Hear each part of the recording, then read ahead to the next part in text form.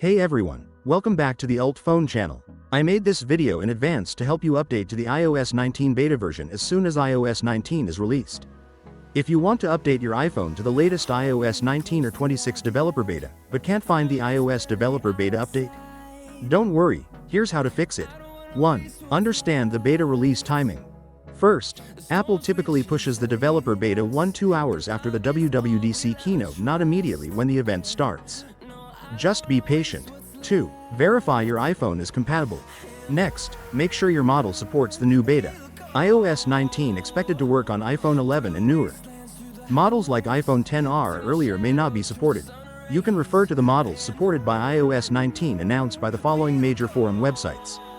3. Sign in on the Apple developer website.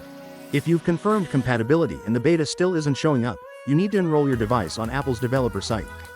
First, open Safari and go to developer.apple.com. Scroll until you see iOS 18.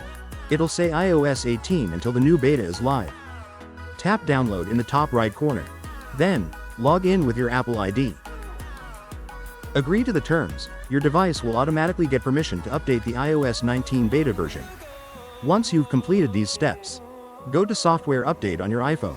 iOS 19 developer beta should appear. Just tap Download and install.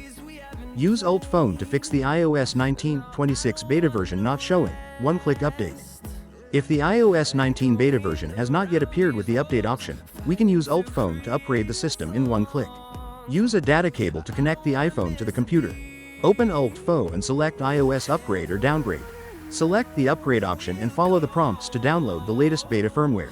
As long as Apple officially releases the latest version of iOS 19 beta, you can update it with UltFone. It's that simple, no complicated operations are required, just one click to get it done. Quickly download it through the link below the video to try it out.